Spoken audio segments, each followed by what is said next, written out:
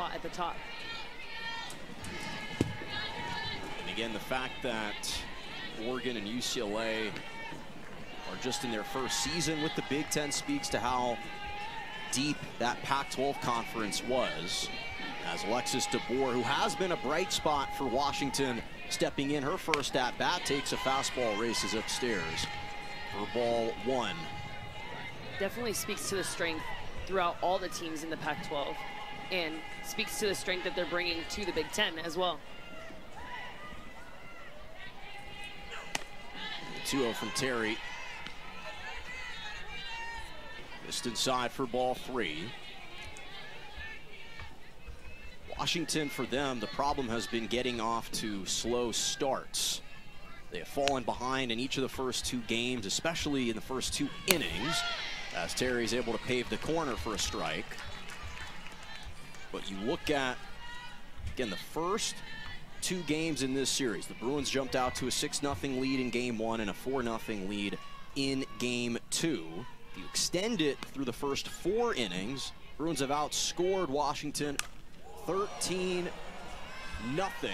as DeBoer had the power and the distance, but pulled it foul.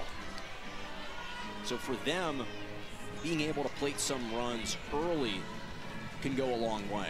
And I think that's what we've seen in most of the home games, that the teams that pose the biggest threat are the ones that are able to score first. And Terry gets the strikeout.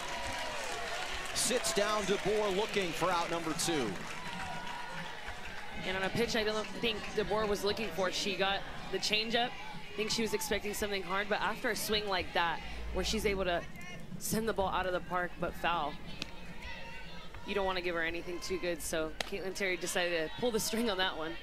And it's serendipitous that in the 113th overall meeting between these two programs, that last strikeout from Terry was her 113th this season, as that bunt rolls foul.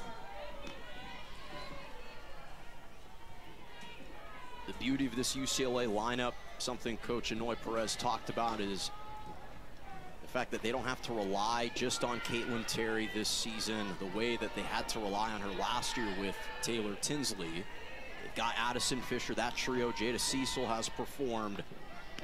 No one gets overused or overextended. They've created a lot of balance in the bullpen. That's really helpful for a pitcher because they know that they can come out for a game pitching their best, and they don't have to worry about extending themselves throughout a whole weekend. Starting catcher Jaden Glab fouls it back against the screen for 2-2. She's 2 for 6 in this series through the first two games.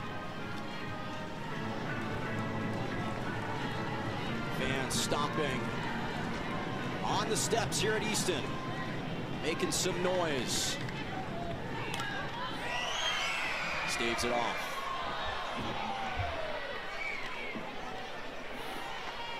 This is the energy you love to see, the band in attendance for a conference game. You can tell this means a lot more. You can tell the fans are excited to see some more home runs leave the park. They're excited to see the Bruins compete in their last game in this series until they go and meet up with Oregon.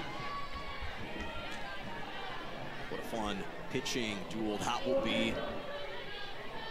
Lindsey Green for Oregon, #1 ERA in the Big Ten. The payoff from Terry, a changeup, and that's just fluttered over the head of Kanaya Bragg in left. It's a 2-out single for Jaden Glab. The difference between those two changeups, the one for the strikeout for DeBoer and this one against Glab, that one just stayed up and over the plate a little more, so a little easier to be able to just get a bat on it, and it didn't come at a time where the changeup was really called for. I think against DeBoer, you knew that you needed a changeup just because she had really rocketed that last pitch against Caitlin Terry, and on this one, I think Glab had been seeing the ball a little deeper and was able to track that changeup a little bit more.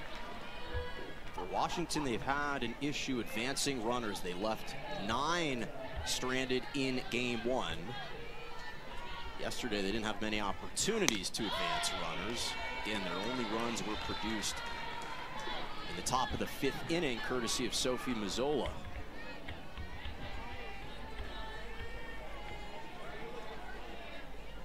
Zel Alvarez hit a 3-run home run in the top of the 7th in game 1. 1-1 from Terry, and a good take from Alvarez. It stays high for ball 2.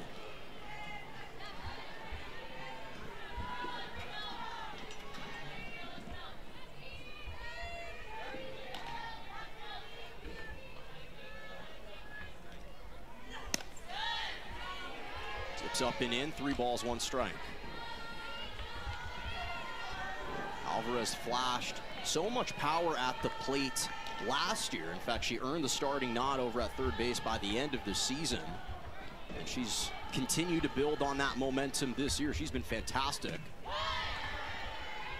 As she's now facing a full count.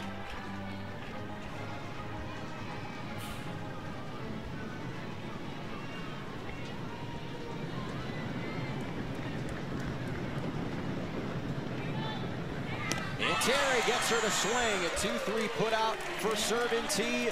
She strikes out 2 in the opening frame. Game 3 off to a good start for the Bruins. First look at their bats. Good Clements and the Bruins leadoff hitters have reached base in the first innings in both games. So easy to look over her production. A mere 31 runs driven in. The Cal Poly transfer. As back in the circle for Washington is Riley Rabine, who appeared in relief last night after Morgan Reimer, the freshman, got the starting nod. Rabine, the sophomore, had a battleground Washington, 3 2/3 innings pitched. She actually did a pretty good job managing through the UCLA lineup. Did concede 4 hits, but just 1 run, 3 strikeouts in a manageable 46 pitches, so they didn't overextend her either. Clements on the 2-1, lines one into center, and a sliding grab by Mazzola to make the first out. And for the first time this series, the Huskies are able to retire the Bruins' leadoff batter.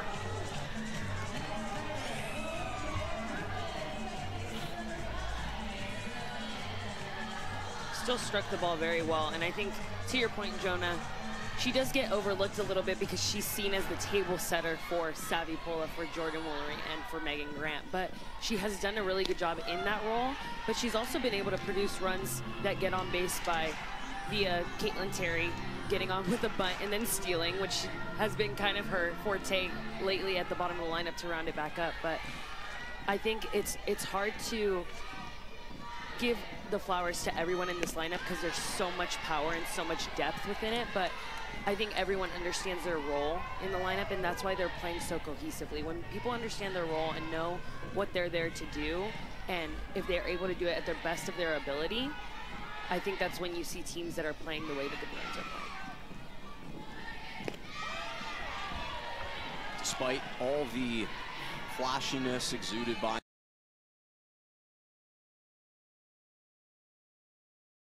still leads this team in hits this season with 66.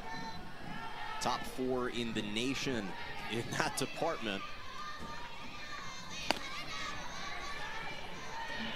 But to your point about feeding off one another, they play with so much joy, and that's palpable.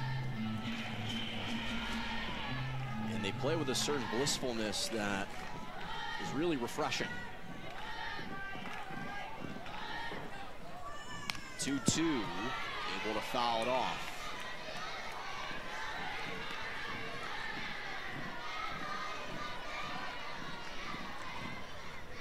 Rabine's last start came against CSUN a little while ago. 5 innings, season high 85 pitches thrown in that outing. On the 2-2, that's roped into right, and Savannah Pola does what she does best. Another hit in game number 3. She just finds a way on, whether it's a bunt, whether it's a hit, whether it's a double. We see a lot of doubles from her, but she just always finds a way. She's finding the holes. Her swing is so clean at the moment. there's no holes in any part of her swing, so it's easy for her to be able to just commit to a pitch even in a deeper count, and she's able to find a way on. Jordan Woolery hit a 3-run home run last night in the bottom of the first inning. And Megan Grant looming in the on-deck circle.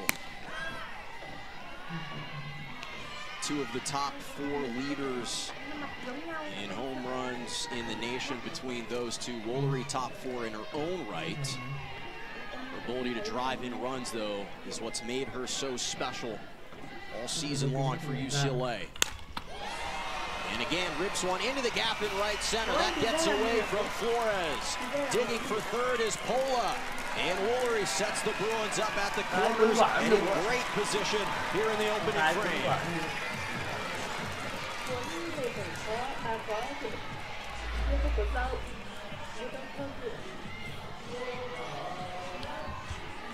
Setting up a really good spot here for Megan Grant to just even not focus on sending the ball out, but just sending the ball far enough to get a sac fly to get them on the board. And now you have Bruins on the corners pressing that pressure on the Huskies right now. The hottest hitter in the country, the leader in home runs in the nation. 21 jacks for Megan Grant. She has delivered a home run in 3 consecutive games. That pitch is high. It gets away from Glab. Bruins take advantage, and Pola scores the opening run. Woolery swipes second as well.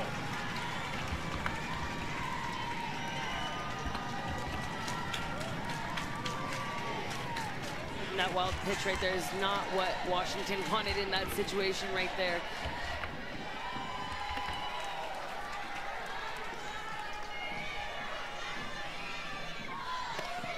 And you have to wonder whether that was influenced by Megan Grant and her presence in the batter's box. Because of the magnitude of her bat. 3 straight pitches high. And this is something you work on during practice. You work on this very early in the season because you want to make sure that you cover this when you need it. You don't know when you're going to need it, but facing a batter like this. And I just want to comment that I think that Glab could have been in a better position, a more athletic position to be ready to receive that ball. I think maybe have caught her by surprise. So me as a catcher, whenever this came up, I feel like this was a little more scary for me as a catcher. I'd rather be in my squat ready to prance out for the wild pitch, but I think that as a catcher, you have to put a little extra attention even when you don't think you need it. Well, the fans are disappointed, but they wisely, intentionally throw it away from her. That was the very first pitch that sailed too high for Glab, allowing Pola to score from third. So the Bruins base running take advantage of an early mistake by this Huskies team. And that will be the end of the afternoon for Riley Rabine as the senior Stevie Hansen is getting loose in the circle. We'll step aside. New pitcher coming out for the Huskies when we return. 1.2 ERA, so the leash was short as she fires it up and in to Kanaya Bragg.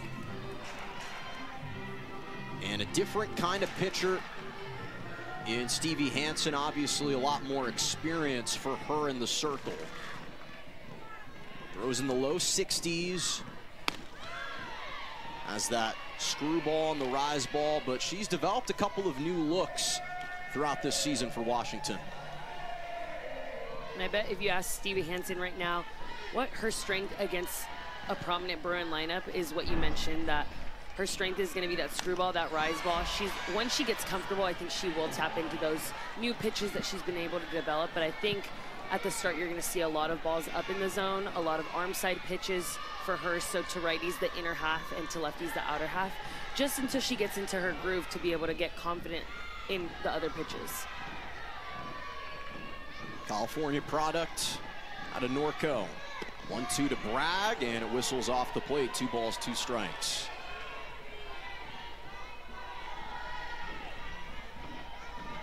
In the month of March, named the Big Ten Pitcher of the Week, March 3rd for Hansen. Again, a lot of experience facing this UCLA team. Full count.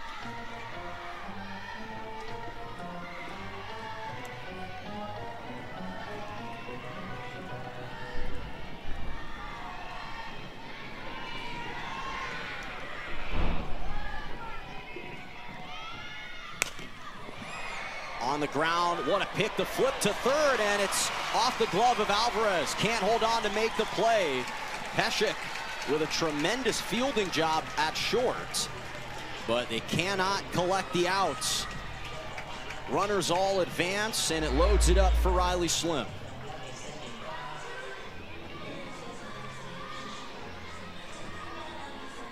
Really had to show off her range there, but these are plays that need to be made against an offense like this. You have to limit the amount of mistakes that you make. An early one that they had with the wild pitch, and now this one, you really do have to slow yourself down, get some outs for your pitcher, and get back in that dugout. What do you attribute a lot of those early mistakes to? I think that there's just a lot of intensity within the Huskies right now. You should come out knowing that you haven't won any games, just really wanting to go smash through a brick wall, honestly, I would say. But I feel like there's a little intensity of not wanting to lose the game, but not actually going out and wanting to win a game, if that makes sense. There's a different mentality between trying not to lose, but going out there and trying to win a game. And the fastball's in there for a strike. Riley Slim, freshman out of Georgetown, Texas, one of just 3 Bruins to have started all 45 games this year.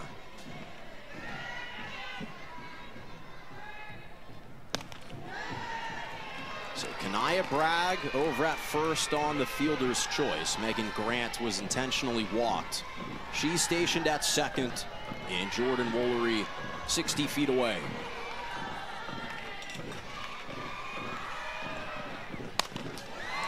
They got her to pop it up, shallow left, and Ava Carroll makes the play, and Woolery wasn't given enough runway to take a chance at coming home. So that's what you wanted if you're Hansen in this Huskies defense for out number 2. Most definitely what you wanted with the bases loaded. Something that's not going to score a run and something that's going to get you out of there unscathed. 14th straight start as the designated player for Alexis Ramirez.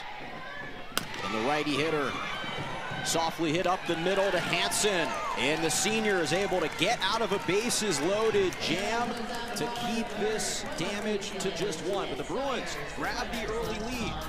UCLA, but they entered into the equation. And there's a lot of support for her as a coach because, like you said, she's gotten the outcome from the sport and from the academics, but she pours into her alumni and she pours into her student athletes so much so that she's creating bonds after softball to keep these people together and keep that unity as an alumni base. And Flores strikes that one well. She's going to take her chance at 2. The play is thrown and a beat late. Riley Slim gave Pola a chance at second. Couldn't lay the tag in time. And Flores able to show off the wheels with a leadoff double.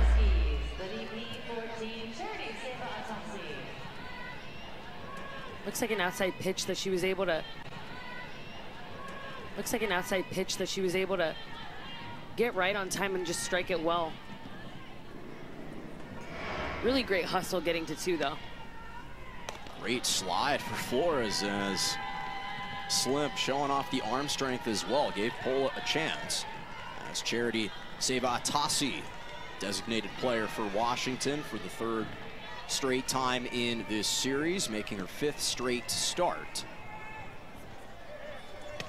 Again, the hero in 2 of those 3 games against Wisconsin.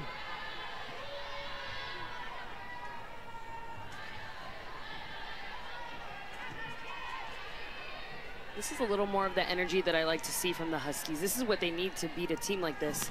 A little more fearless energy, a little more offensive, looking to strike a punch before they get punched, kind of like mentality when they're going, and having a leadoff double is a good way to start it. And it feels like they're playing with a greater sense of urgency, understanding how quickly they've fallen behind in the previous 2 games. Infield pinches in. Grant is ready for it and flips it to Pola to retire Sevatasi. The Huskies do advance Flores to third, which was the end goal. The Bruins will gladly collect the first out. Super smart move from Coach Tard to be able to bunt that over, because she knows that Sophie is seeing the ball really well right now. Just the chance of making something happen here and being able to balance out the score right now is very important for the Huskies. Yeah, you mentioned the freshman out of Eureka, Missouri. Delivered that two-run home run in the top of the 5th inning for Washington to put them on the board in Game 2 last night. As that fastball is poured in there for strike 2 from Terry. From a morale standpoint, you need this run right here for the Huskies. You need to feel like it's evenly matched up, like you struck back as soon as you could and that the game isn't getting away from you. And Terry is able to retire Mazzola, the third punch out for the sophomore. So they had the player on who they wanted in that spot, but Terry's able to sit her down. It sets up Riley Peshek. 1 for 5 in the first 2 games of the series.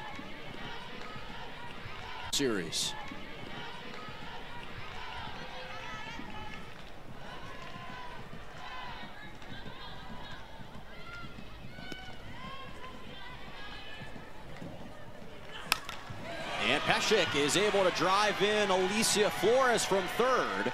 And it's a 2-out RBI single for the sophomore, as the Huskies tie the Bruins for the first time this series. Next up in the batter's box for Washington, second baseman 24.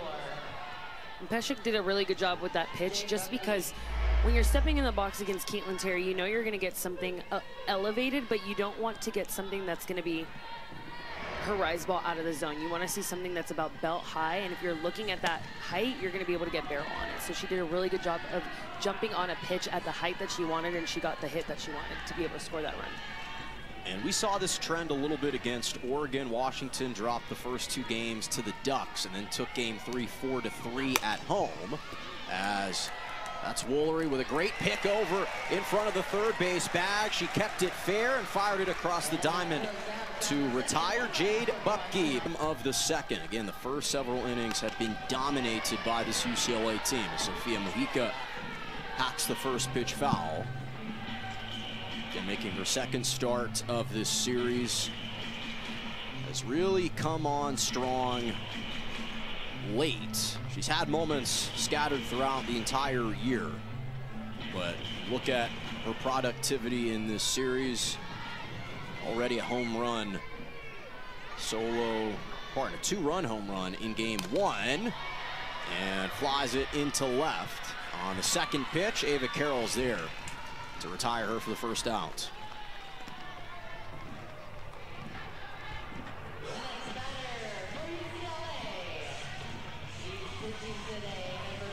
And the Bruins clinched their 4th Big Ten series. Took down Maryland, Purdue, Ohio State, and now they've taken the first 2 from Washington. As the starting ace for UCLA, Caitlin Terry, takes a ball for her first pitch.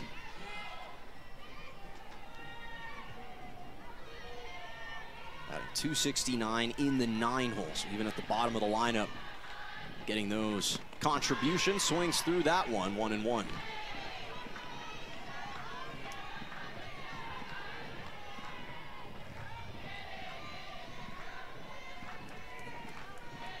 She was on cloud 9 after hitting that grand slam in Game 1 against Ohio State.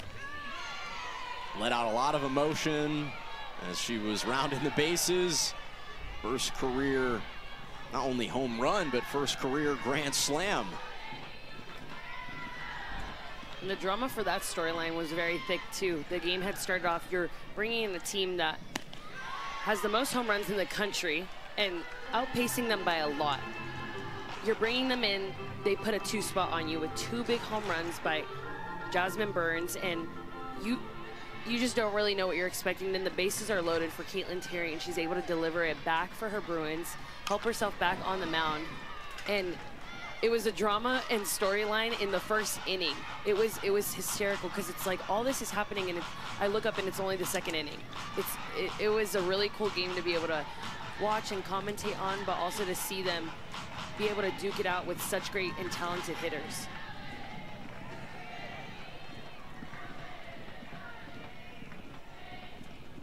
Two from Hansen, stays high, full count. And it's her demeanor that's so admirable. The way that she comports herself, always so poised, always so calm, regardless of the circumstance.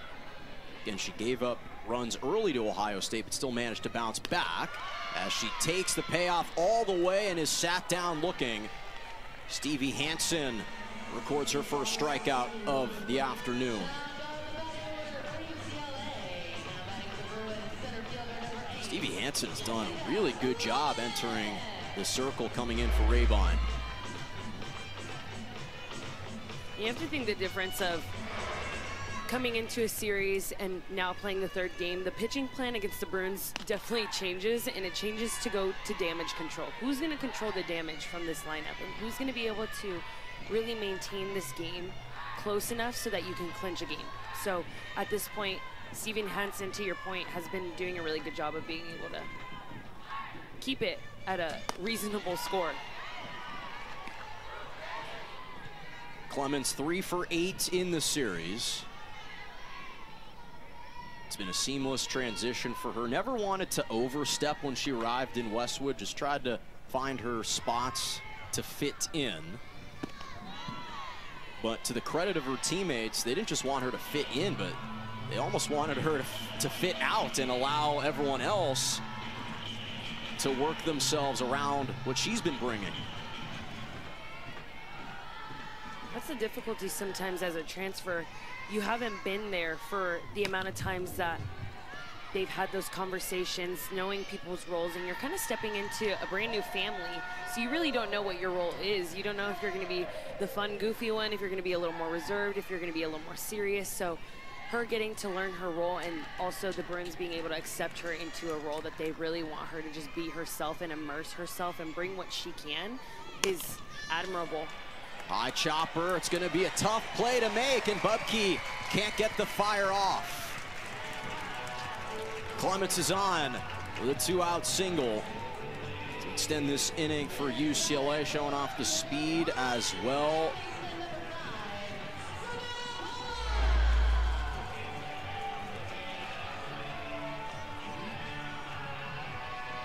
Savannah Pola scored on a wild pitch.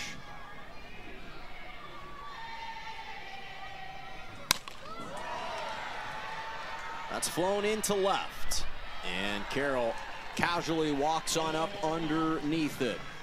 19, I would love to, just because Washington started that year ranked #1. They started 2019 season ranked #1, and then UCLA comes back and they win it that year. And if you ask a lot of people on that team, there wasn't anyone, of course they had Rachel Garcia, but there wasn't anyone that would stand out. There was just a lot of players that would contribute. Every single game, it was someone different contributing and someone different being able to clinch a game and be the one. So I think Coach Kellyanna Way-Perez really does see that similarity in this team, because you see so many different Bruins stepping up this year. Not just, of course, you've seen Jordan Woolery and Megan Grant a lot of the times, but you've seen a lot of different Bruins be able to step up. And just to add to it, during that 2019 season, Washington actually won the Pac-12 regular season title that year. So to your point, it wasn't even like UCLA was the prohibitive favorite out of the Pac-12. As the 1-2 is just tipped foul for Ava Carroll as the Huskies return to the top of the lineup.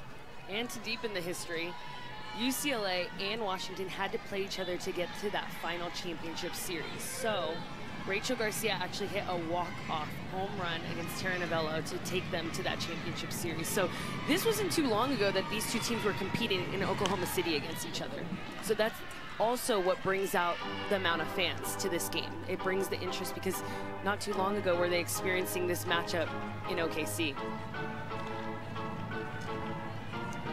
team that was. You mentioned Rachel Garcia, the two-way player, and I threw out the comparison with Caitlin Terry, and Noi Perez didn't pour cold water on it. She acknowledged that Terry's got that capability, but it was early on. Garcia was a natural hitter as well. Terry, it's taken a little bit more time, but what hasn't taken time is their dominance in the circle right away. You have to also note that in 2019, Rachel Garcia was a senior and had been hitting for a while. So I feel like Caitlin Terry will get to that point. It's just going to take her time to get used to the level of competition in the circle against her hitting and just being able to develop over the years. And maybe in her senior year, she'll be able to match up to Rachel. Only time will tell. 4-3 put out, Pola to Grant to retire Ava Carroll. So Alexis DeBoer was struck out looking her first time up. Obviously comes from an athletic family. Her father, Kalen DeBoer, the former head football coach at Washington, leading the Huskies to the national championship game. Now the Alabama football head coach.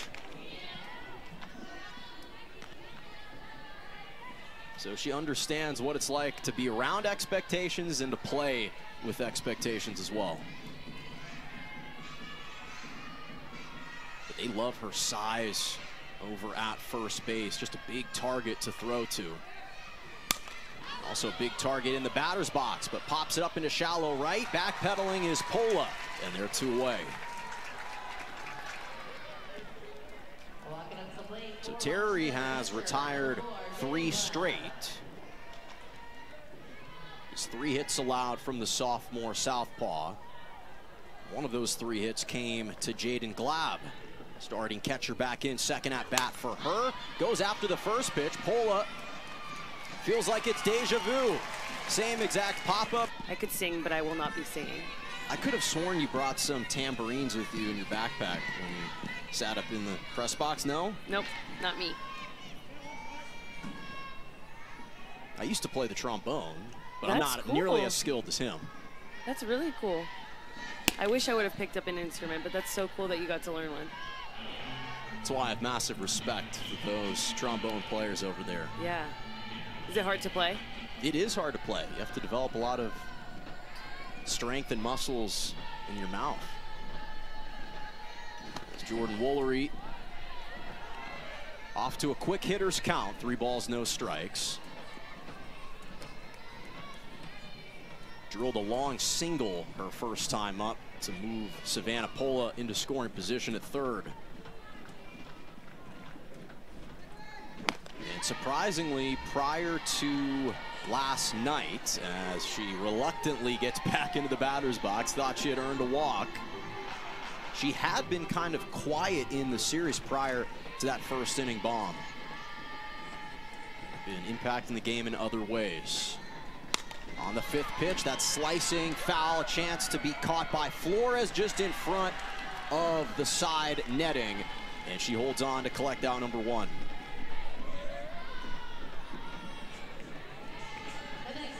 We'll see if they actually pitch this time to Megan Grant with nobody on, perhaps posing as less of a threat, although as she has proven throughout the series, throughout the season, she can send balls yard regardless of how many players are on. Last night, perfect example of a solo home run. And in this series, she's been 4 for 5 with 3 home runs. So there's an obvious need to be able to walk her when there's runners on because you just know the threat that she poses. But we've talked about this since the Friday game. She's just seeing the ball so well. She's so confident in the box, super relaxed, and she's just put up great numbers starting conference and seemed to lock in her mindset at the plate. And Grant right on cue, blasts one into right center. And Megan Grant has stolen the show once again in Game 3.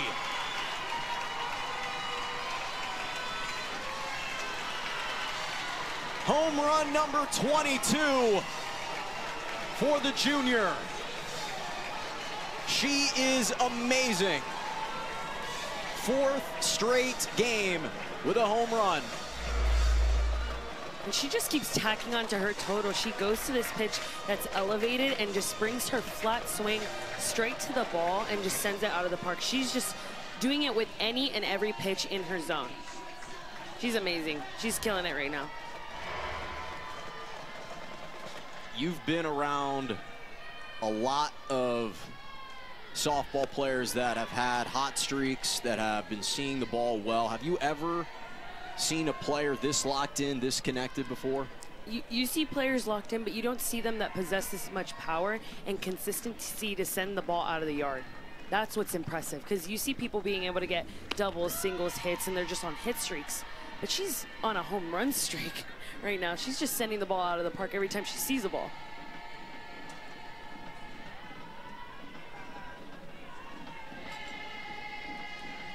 So she gives UCLA the lead once again as Kanaya Bragg takes ball 1. So the Huskies tied it in the top of the 2nd. And the first opportunity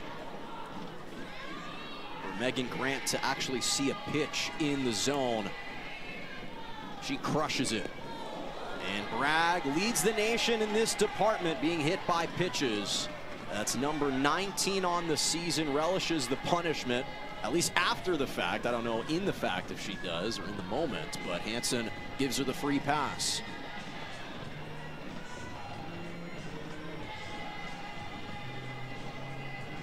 And you and I have talked about this, and it looks like Coach Tarr is having a word with Christina Drum about perhaps whether she leaned into that pitch. And that's what I was going to mention to you. You and I have talked about whether or not some of these balls that hit her are a byproduct of her leaning in or just her presence forcing pitchers to miss their spots.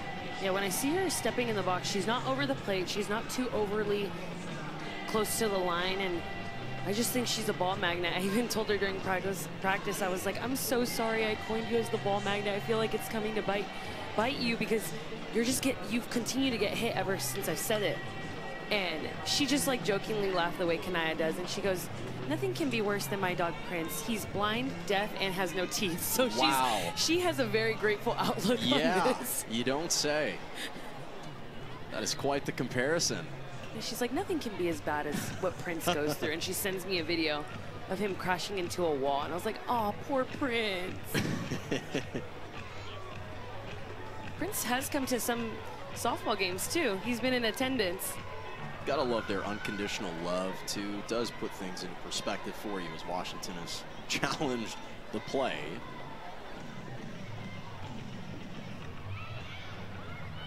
But it is a good perspective when you think you have things hard. Just imagine someone else or something else has it a little bit harder. Let's take one more look. From that first glance, it didn't look like she leaned in, but did hit her hand. What do you think? I think it could have possibly hit the knob. Maybe that's what they're challenging. Could come down as a foul ball, but that's always so hard to tell because the knob is so small in relativity to where your wrist and your hand are.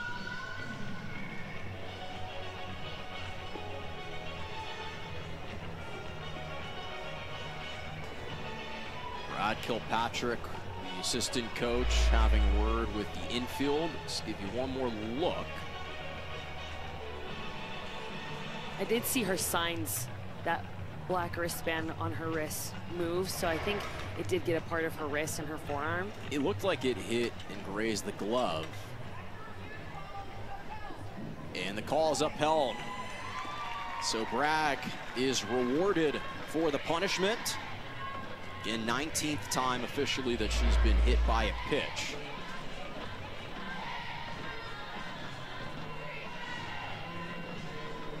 But again, part of that is kind of an intimidation factor, you can say. The fact that she's been able to produce so effectively and is a big target in the batter's box really forces pitchers to have full command over those pitches because they know if it's anywhere inside, it could graze her, as Warren Hatch is going to come in to pinch run for her over at first. And I think a lot of their pitching plan against Kanaya Bragg is to really pound the inner half. So they're not wanting to leave it on the plate. So instead, in turn, hitting her a lot of the time. So it could just be a pitcher trying to just execute her plan really well.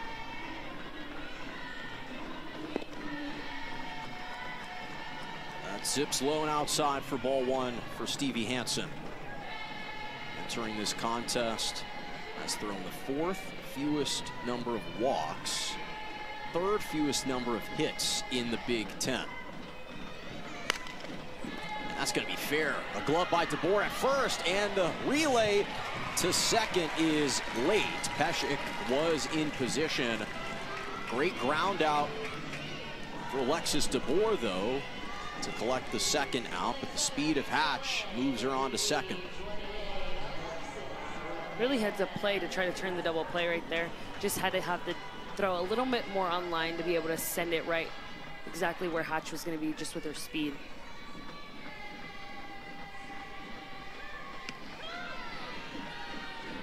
Ramirez takes a fastball for a strike. Stevie Hansen at Oregon, multiple-time NFCA All-Pacific Region selection, had a great career in Eugene.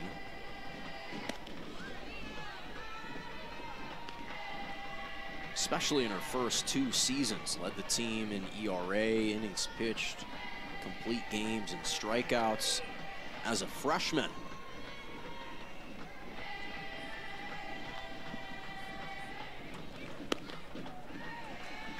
That slides off the plate for ball 2.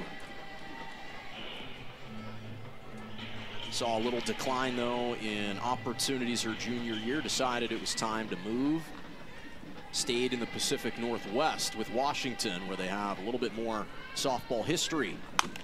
As Ramirez slams one into left. Welcome back, Alexis Ramirez.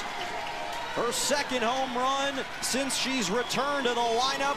It's a 2-run bomb, and she's given the Bruins a 4-1 lead here in the 3rd.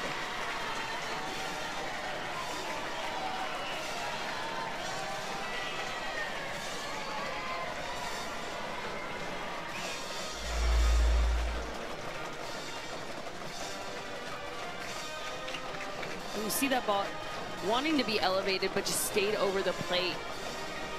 So much so that Alexis was able to really just get enough of her barrel on it to really send it out of here quickly.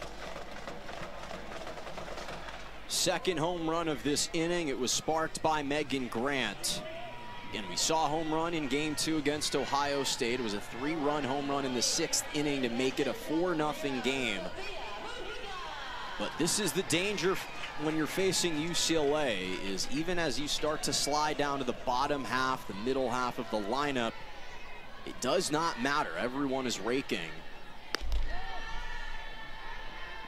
Even someone like Sofia Mujica, batting .286 on the year.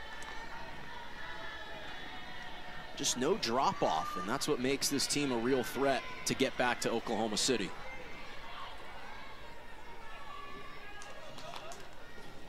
Flew out to left her first time up, did Mujica. For Hansen, it's just the 6th home run that she's allowed this season. Again, her last start came in game 2 against Wisconsin, and for all intents and purposes, she's essentially started this game. Came in after 1 out to relieve Riley Rabine. And initially, the first time through, she had the Bruins number, had retired the first 5 that she faced when she was inserted. But since that time, since the Bruins have gotten back to the top of the lineup, they've connected on 3 hits and 2 home runs.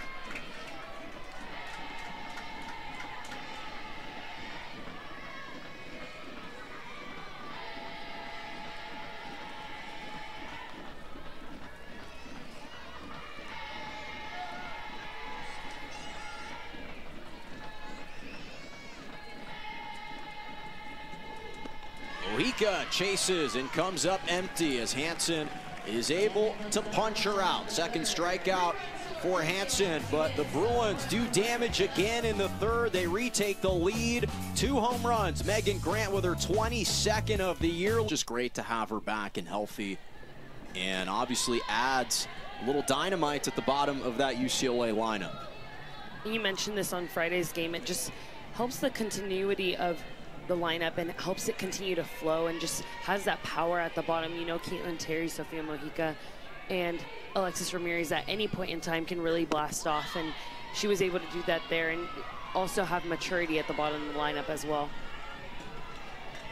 Giselle Alvarez burst onto the scene last year in Seattle, led the team in batting average, Pac-12 all-freshman team selection. Really had her coming out moment when she hit a home run over Najari Kennedy. Game 1 against Stanford. One of the best pitchers in the Pac-12 in Stanford history as well, as that 2-1 stays high for 3-1.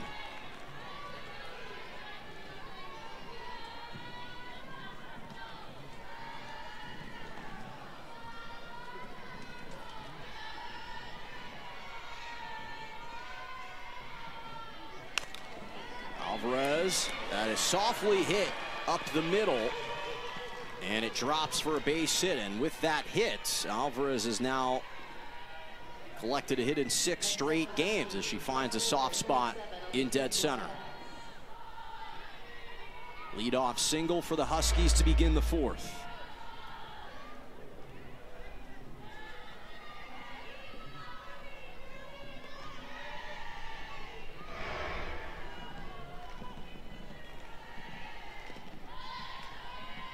Caitlin Terry's done a pretty good job of not allowing the bats of Washington to connect too strongly on the pitches. A lot of the contact has been manageable, nothing too deep.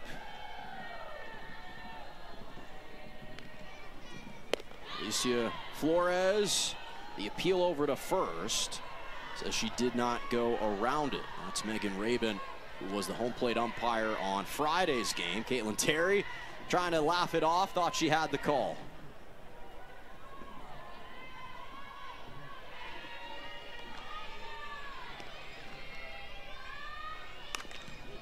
That's a high bouncer, pulled foul, 2-1.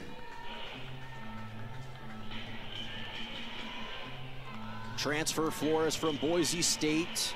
Spent the past 3 seasons with the Broncos in the Mountain West Conference, over 133 games in that conference. The 5th-year outfielder is one of the few elder statesmen on what is otherwise a really young Washington team. That's one of the big differences between these 2 units, is the Huskies lack a little bit more hitting experience when it comes to their upperclassmen. They've got great freshmen that have been producing. As that is going to be flexed into left. Slimp gave it a dive, could not get it under the glove. And it's back-to-back hits for the first time today for the Huskies as they move on into scoring position. Next up in the batter's box for the Huskies with the lead team, Seba Atasi. We saw her get a strong hit off of Caitlin Terry around the same spot, but just not as hard. Great effort by Riley Slim to try to just get that, but you've seen Alicia Flores hit the same pitch, seems like twice in around the same spot. So definitely in her next step at, you cannot go to that same spot again. Yeah, Flores 2 for 2 today, 4 for 7 now in the series. Best batting percentage for a Washington player in this series, as Seba Atasi grounded out to Megan Grant, who then flipped it over to Savannah Pola her first time up, back in second at bat. See today a sacrifice bunt in the 2nd inning.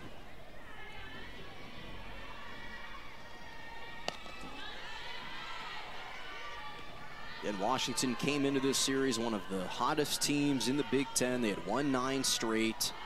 Just the 2nd time this year that they've lost back-to-back games. The other time came in the first two contests against Oregon.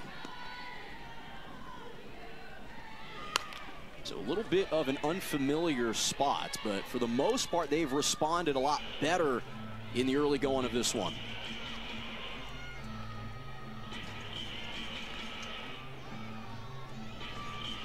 It's just tough to keep this UCLA offense down for so long.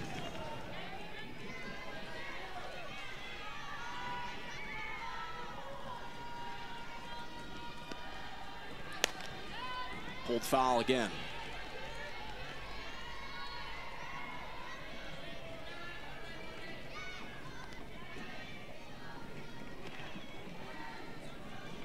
Former Oregon State transfer, spent the past 4 years with the Beavers. Her 2023 season was cut short due to injury, so she missed a good portion of that along the 2022 season. It's taken her a little bit of time to get healthy, but one of the big appeals for Coach Tarr is the fact that she was part of that 2022 Women's College World Series team for Oregon State. She didn't play, but has that experience being in that environment, having success at the highest levels, and has been trying to bring that to this Washington program. And Terry plunks her. And for the first time, the Huskies have a chance to take the lead with the go-ahead run at home plate as Terry loads up the bases for Sophie Mazzola, who, as you highlighted, Charlize, she has been seeing the ball well in this series.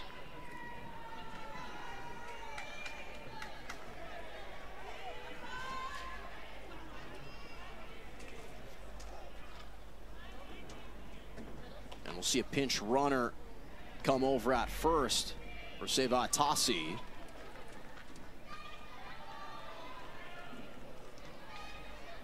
And it's the freshman Addie Craig. We saw her pinch run in game one as well.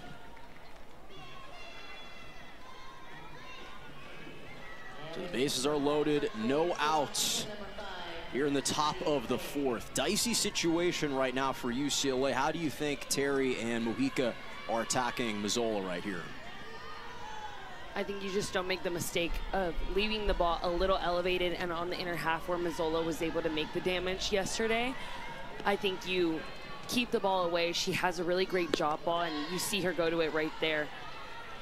A really great drop ball that can pair really well with Sophie Mazzola's swing and just find a hole there and be able to just continue to move off the plate against such a powerful hitter and really challenge her to try to poke something to the left side. And they will take a look at this, as this could have hit the knob first. And I believe that is the ruling, as it forces Mazzola to head back into the batter's box. That might have been a ball in play if it hit the knob. And I think because of it, it ended up hitting her foot first. So it hit the knob and then the foot. So it would have been ruled a foul ball, if anything, because you're right. Had it stayed in, it's a fair ball. Yeah, dead ball.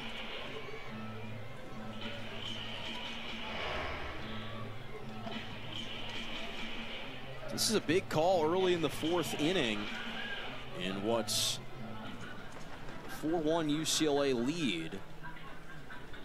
But on thin ice right now, the base is loaded.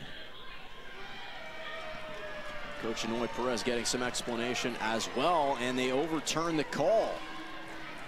And it will score Giselle Alvarez from third as the Huskies push another run across.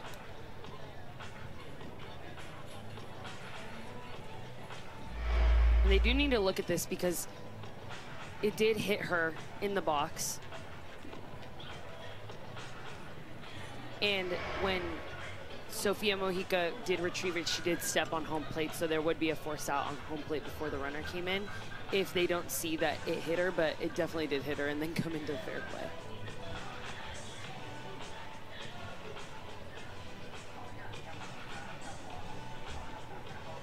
Well, the VAR has been busy today,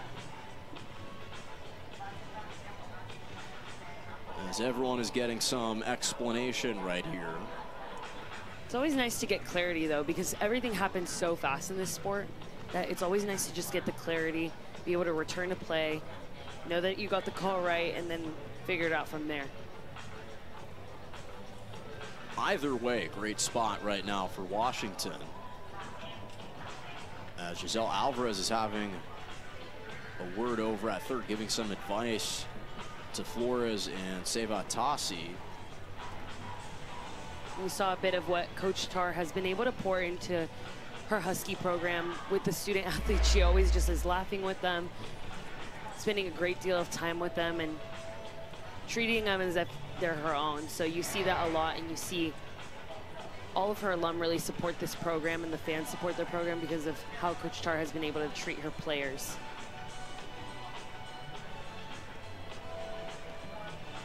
So again, the inning got started with a leadoff single for Alvarez. Flores followed suit. Then we saw Charity Sevatasi get hit by a pitch. It loaded up the bases for Mazzola. And as it currently stands, the call on the field was that Alvarez would score on the free walk home. So for now, it's an RBI hit by pitch by Mazzola, but they are still looking at this a little longer. It's been a busy inning.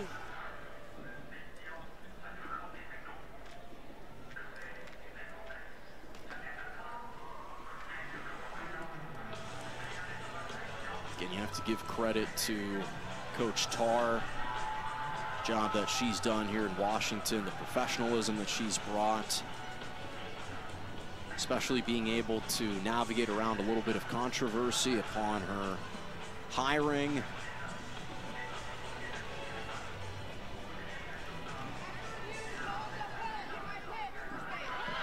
And the call is upheld. It's an RBI hit by pitch that scores Alvarez from third. Flores advances 60 feet away. Here's one more look. Oh, right there you could see that it hit her wrist. And it looked like, yeah, it did hit her wrist. And Coach Tar taking over for Teresa Wilson. Game 3. Taking on Riley Peshek, trying to limit the damage. Her confidence and maturity have been on full display and have continued to develop throughout the course of the season. But they've got tremendous belief in her and in her abilities. And the other reason why she is such a valued pitcher is the fact that she's a ground ball pitcher. So in a spot like this, where there are force plays everywhere, that's exactly the kind of pitcher you want in the circle right now. I was just going to comment on that. That's exactly what you want in this position. You want something down that your defense is able to make a play on right here and not able to elevate the ball. And she does kind of get those rollover hits that are going to the left side against a right-handed batter. So, well, quick 4-pitch RBI walk for Riley Peshek, and the small ball's kind of working right now, if you will, for Washington, playing the patient game. Now, technically, that goes down as an unearned run to Fisher because she inherited that runner from Caitlin Terry. And for the time being, the only other inherited runners out there are Addie Craig, the pinch runner at third, and Sophie Mazzola. But Peshek is the lone runner who, if she was to come around, would be knocked against Fisher, as the changeup is in there for a strike. Well, it's a 4-3 ball game, Charlize, with still nobody away. The bases continue to remain loaded. So it's been a carousel of free passes for the Huskies. you did comment on the Huskies' kind of attitude coming into this game, that you thought that it was a little more aggressive, but also like there was a sense of urgency, and I agree with you, and it's coming to show right now that although there is a sense of urgency, they are really patient and not pressing to get runs across it. They're really just seeing what they can receive and what's given to them in this game, and they're just taking it. Big strike and swing for Fisher, 2-2.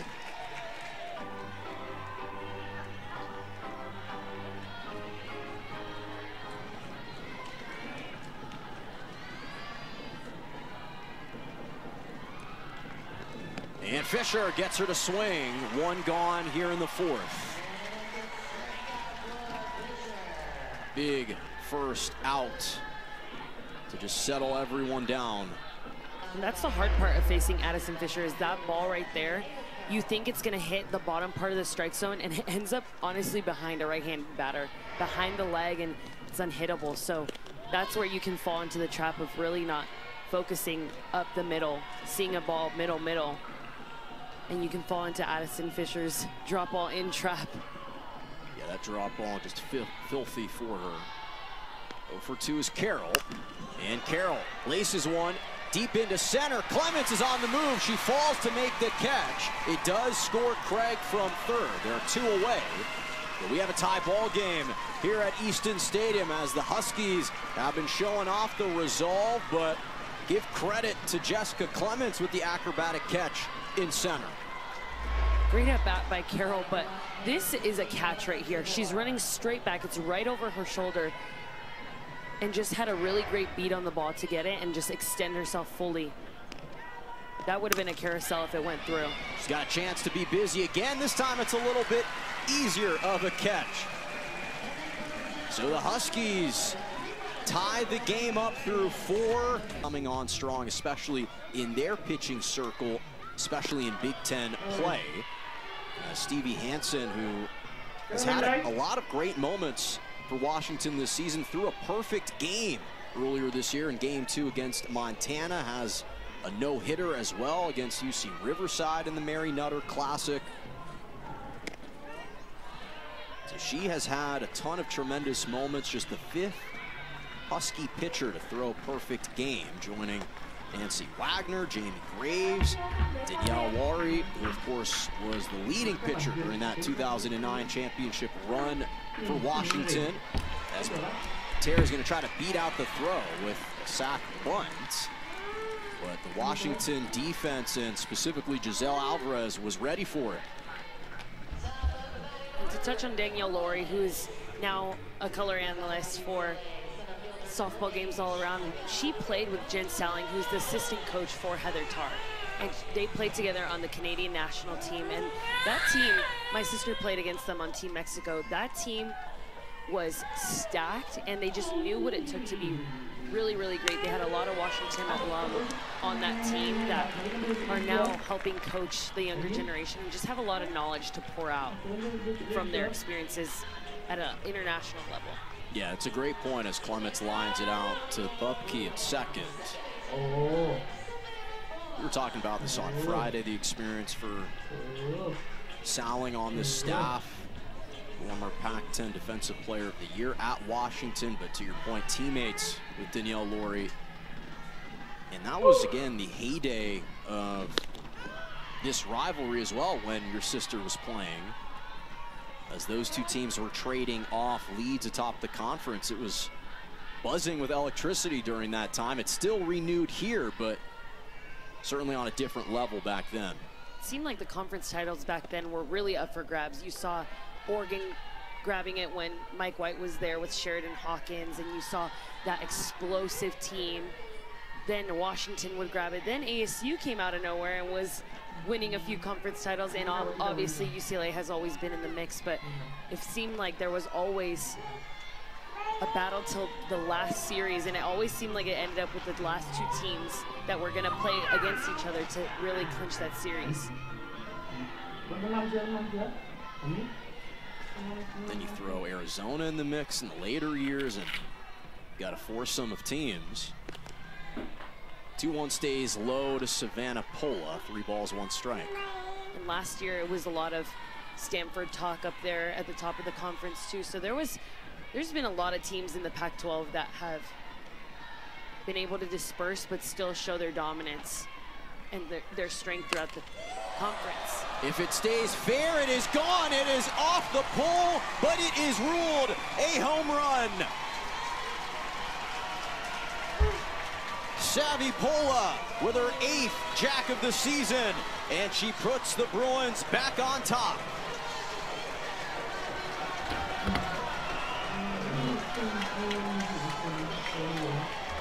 She wanted to make it clear that she had a home run, so she just decided to play target practice with the foul pole.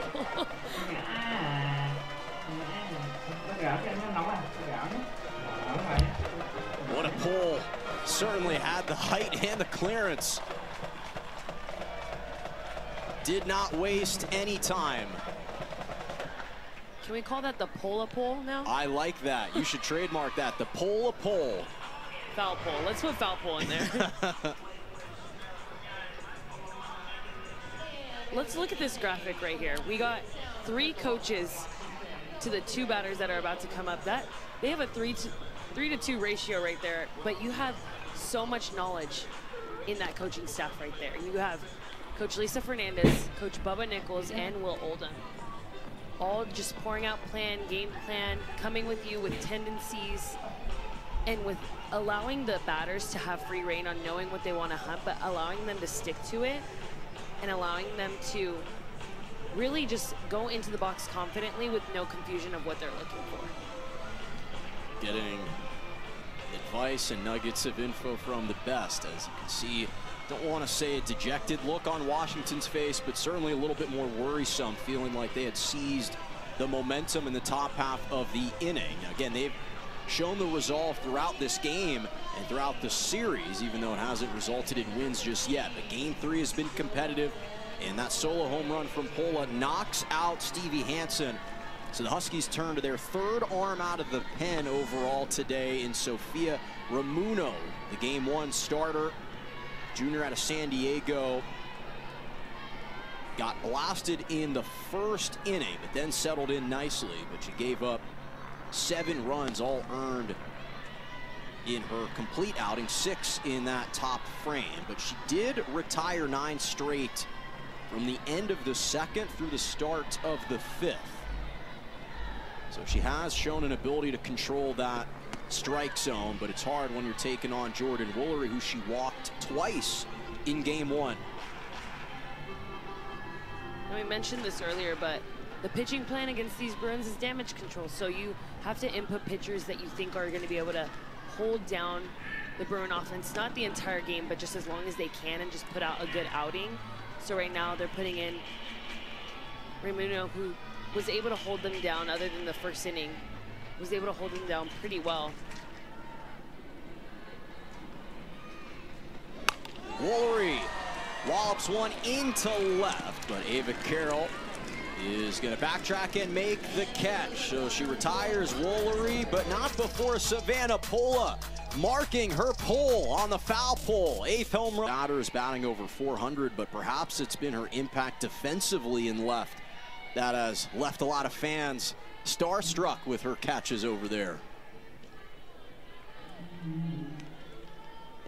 So Addison Fisher taking on Jaden Glab to begin the top of the 5th. She entered in a brutal spot. Caitlin Terry left her with the bases loaded, so she inherited a sticky situation, conceded 2 runs. They were both unearned, and was able to retire the final few as that drop ball misses for ball 3.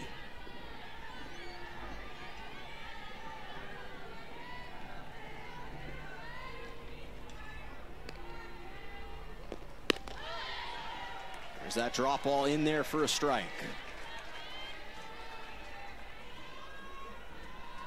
Coach Kellyannoy Perez calls Addison Fisher her secret weapon. Not everyone knows that she's exceptional. Deuces a ground ball. Woolery on the pickup, fire to Grant for the 1st out. Would also like to add that not a lot of teams have faced her just because she is a freshman. So that's also the big secret. You don't know what you're going to face until you really get up there. And you don't know the brutality of that drop ball until you're really in that box. As a right-handed hitter hitting off of her, it is hard to track that inner half drop ball that just falls almost behind you. It's hard to see the movement relative to where you're standing. So it is tough to hit against her as a right-handed hitter. Giselle Alvarez Lifts one into right center, and charging forward is Clements to retire her for the second out. Not to mention, she's a huge Dr. Pepper fan. I got a chance to chat with her a couple days ago. She said her motivation for pitching well is Dr. Pepper. I said, well, why don't you just have your battery mate have a Dr. Pepper can right next to her cleats behind home plate to inspire you? She said, well, I don't know if that's something that's allowed by the umpires, but certainly a worthwhile thing to look into. Some people have different motivators, different whys. Addison Fisher's is Dr. Pepper. I said, she could strike an NIL deal. Correct. Get the entire team some Dr. Peppers. I said, if you want us to accidentally say Dr. Pepper a little bit louder for her to hear, just let us know.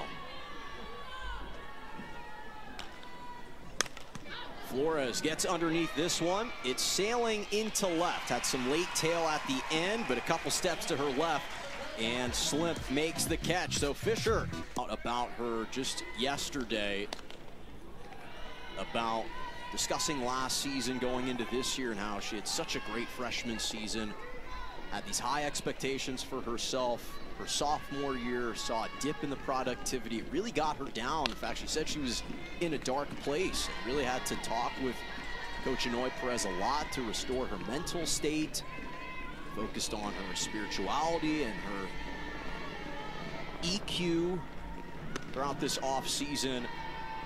And it's just freed her up mentally, and she's approached her at-bats so differently this season. And it's not a surprise to her. It's not a surprise to anyone that's been rooting for her that she's having this breakout junior year.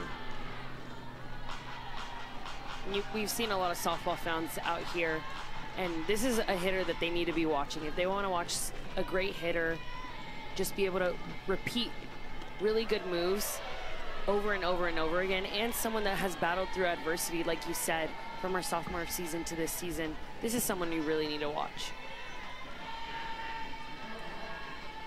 Sophia Ramuno trying to pitch right through her, full count. And got her to pop it up. Giselle Alvarez calls everyone off. And it feels like that's the first time in this series and in quite some time that an opposing pitcher has gotten her to just pop up in the infield. She's been connecting on balls. Even outs have been line drives in the outfield. There's one gone. As Kanaya Bragg stepping in. A little bit of controversy with her last at-bat. Was hit by a pitch. They took a long look at it to see if it hit the knob first.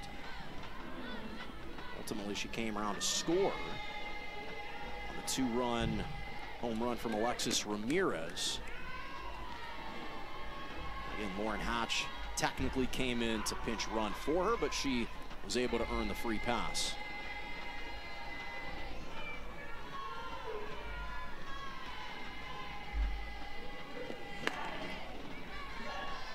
Lays off. Up in the count, 3-0.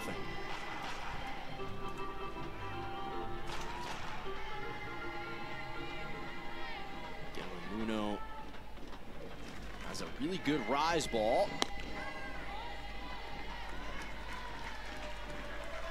Walks Bragg. Second free pass awarded to Bragg. Especially against righty hitters, tries to throw away with the curve and the changeup. Didn't find the zone that time.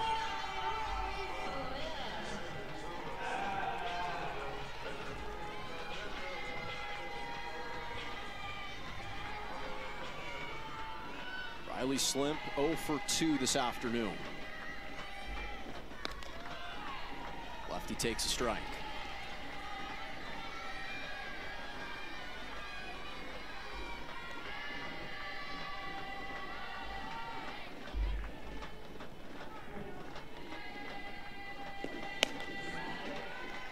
Rise ball stays high.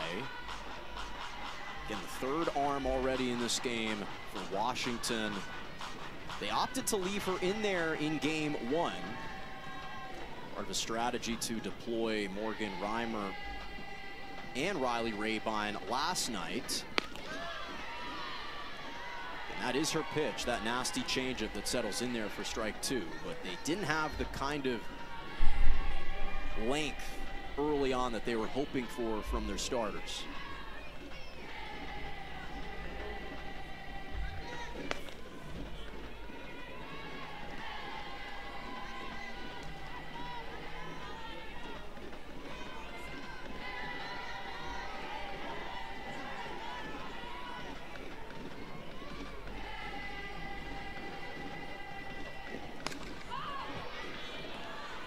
Back.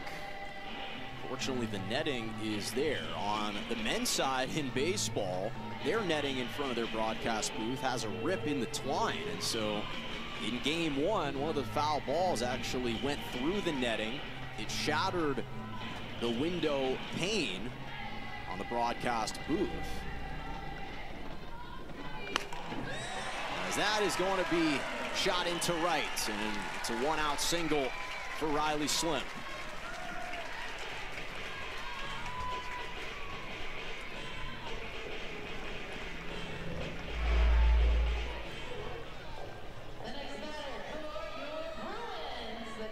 Alexis Ramirez coming off her 2-run home run in the 3rd.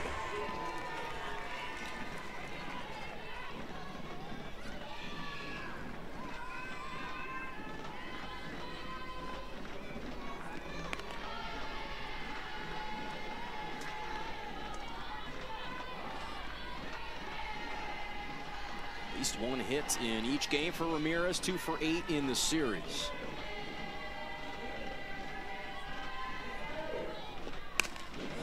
Ramirez gets a handle of this into center. Mazzola is there to make the catch. 2 away.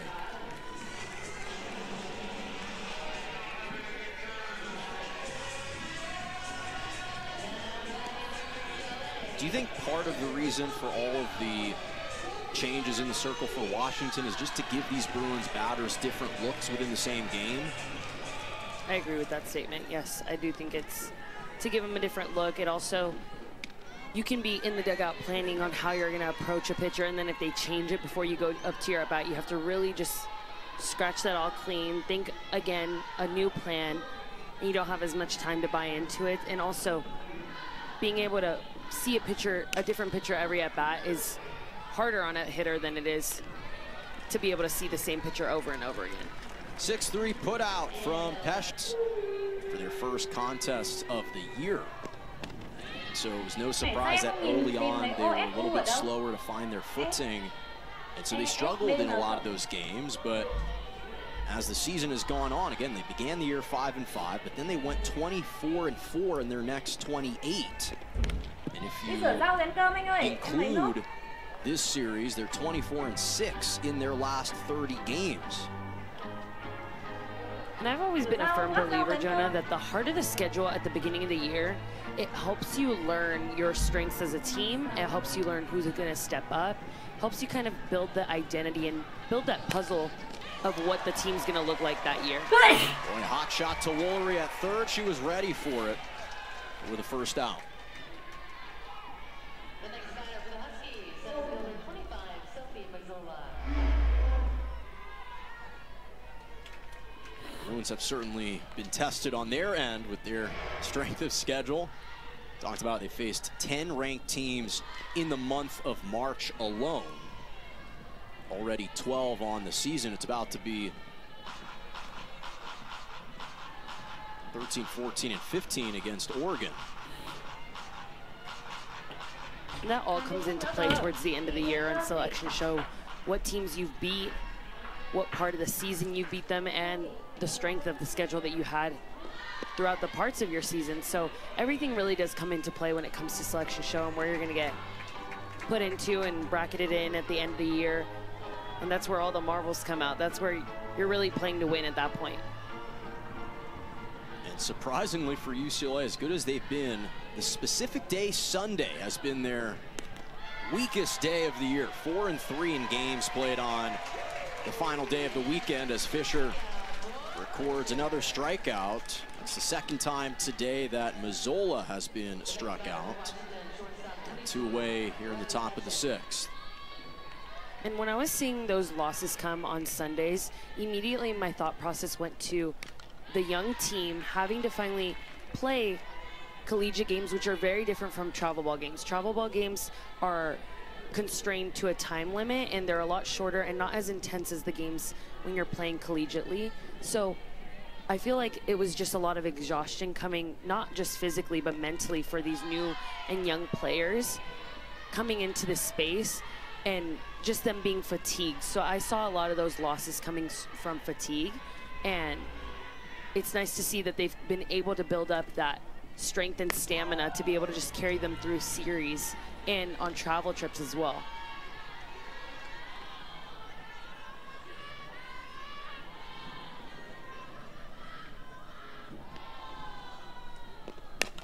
Pesha grounds it to Woolery on the one hop, and she guns her down. So Addison Fisher has retired her last 7. And Charlize Palacios, Jonah Malkin, happy to be with you for Game 3 between the Washington Huskies and the UCLA Bruins as members of the Big Ten. Caitlin Terry, a 2-time Arizona Gatorade Player of the Year during her high school days. Again, people forget that she could hit in high school. 53 home runs before she even arrived at Westwood. So to her and to Kelly Anoy Perez, it's not a surprise that she's been able to rake.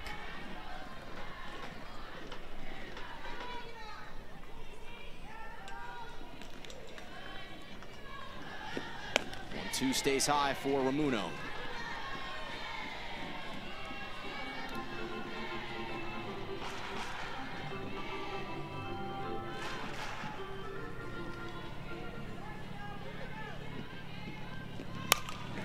Terry is able to slap one up the middle, and staring at 2 strikes, delivers a 2-out knock, a leadoff knock.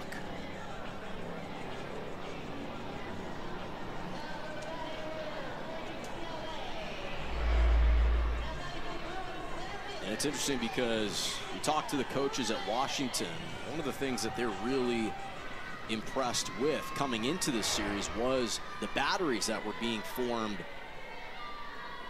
by not only Ramuno, as KT is going to take off for second and a safe on the late transfer. But I was going to say that they had really liked the connections with either Tia Durst or Jaden Glab. Again, Durst is not with the team, stayed back home in Eugene because we're partnering in Seattle. Again, Oregon confused in my head right now coming up. Wasn't feeling well. KT's gonna try her hand at 3. It gets away from Alvarez, and Caitlin Terry comes around to score and tack on an insurance run in the 6th. And that's risky business, stealing third base, but KT seems so confident stealing bases now. That's become a part of her game and is able to bring a run across without having Jessica Clements do anything.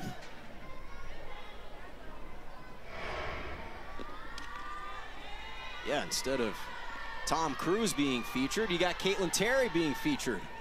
In the risky business. Yeah.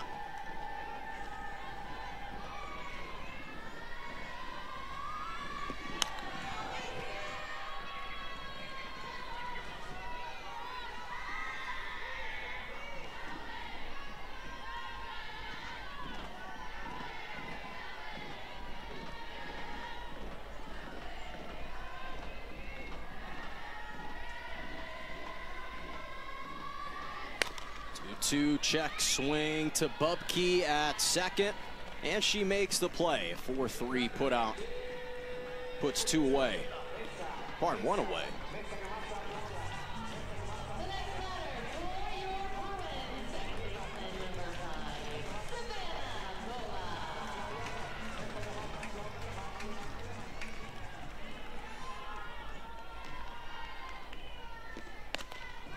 Savannah Pola earlier this week eclipsed the 200 career hits mark.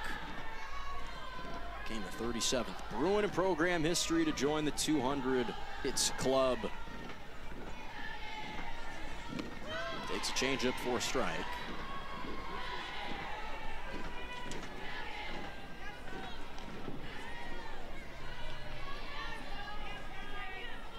He's been the catalyst behind one of the most explosive offenses in the country right now. For context, coming into this game, the Bruins had outscored their opponents 128-27 at home.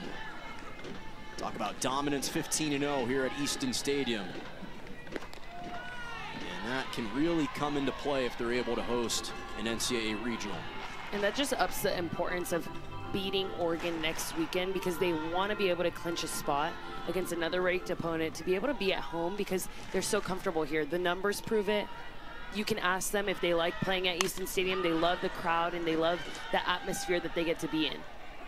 Pesek drifting over to her right. Retires Pola for out number 2. Yeah, it's really going to be a brawl for it all in Eugene. What do you remember about playing Oregon in Eugene throughout your collegiate career?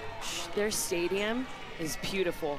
They had redone it, I want to say maybe 3 to 4 years ago, and the stadium is beautiful. A lot of attention to detail into everything. They have like flocks, murals of That's that Phil flocks. Knight endowment. Yeah, there's a lot of money poured into that softball program, and you see that that program is being taken care of really well by Melissa Lombardi. To try and avoid the series sweep here in Los Angeles. And they took 2 of the 3 games, and they ultimately took the series last year at Husky Stadium. Lost game 1, but won games 2 and 3.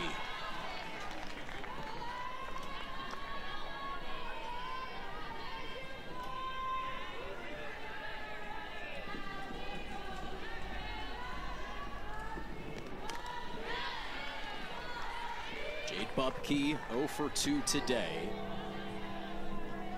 Fisher has been terrific. Again, has retired the last 7 that she's faced. Bruins haven't needed to record many saves this season, but she's in position to do so. And Fisher cannot clip the bottom of the zone. That drop ball nearly got it. 2-2.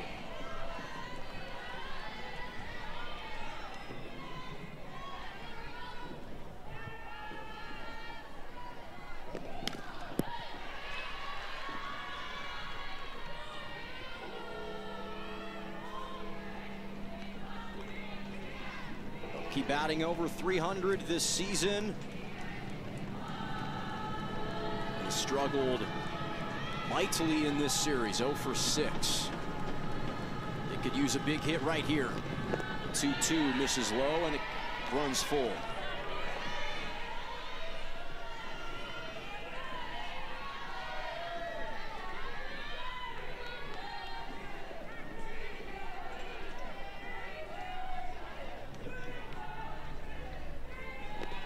Fisher setting the tone to begin the 7th. Her second knockout in the last 4. Third of the contest for the freshman. Top of the order, for the Huskies, batting left fielder 17, Ava Carroll.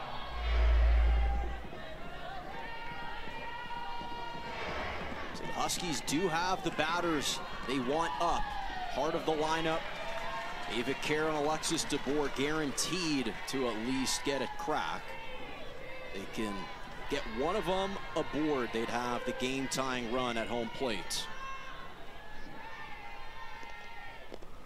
And it's interesting, Charlize, because to your point about the location of where the regionals could be hosted in Eugene versus here in Los Angeles, we saw for Washington when they hosted Wisconsin last week how big of a factor the rain could be. As that softly rolled to Pola at second, makes the flip to Grant to retire her, so the weather conditions could play a big role. Especially with a team that is used to those weather conditions and can play through it, compared to teams that haven't been used to that, are more used to some heat or humidity. It does leave the advantage towards the team that has the home field advantage. You see that in so many sports, and along with having your fan base supporting you and feeling comfortable where you're at. Alexis DeBoer, the freshman, the final out in the last chance for Washington. She has struggled today, has been great all year, named to the 2025 Big Ten Players to Watch list. Fisher trying to collect her first save as a Bruin.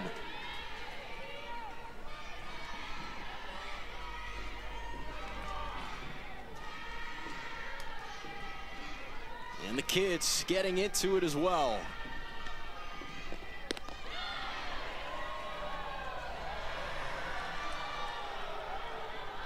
Disappointed with that call, though.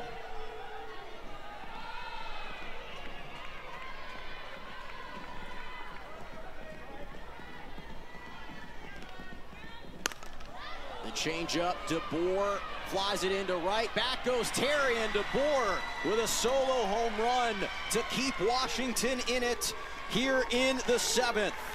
Her 15th bomb of the season. And I feel like after watching DeBoer so many times this season, she's a player to watch, but I was wondering how long she was going to be held down for. Well, she took care of part one of the rally. Needs some assistance from her teammates. On the ground, Woolery with the field and makes the play. A series sweeping save for Woolery, Fisher, and the Bruins as they improve their win streak to 12, and they stay perfect here at home.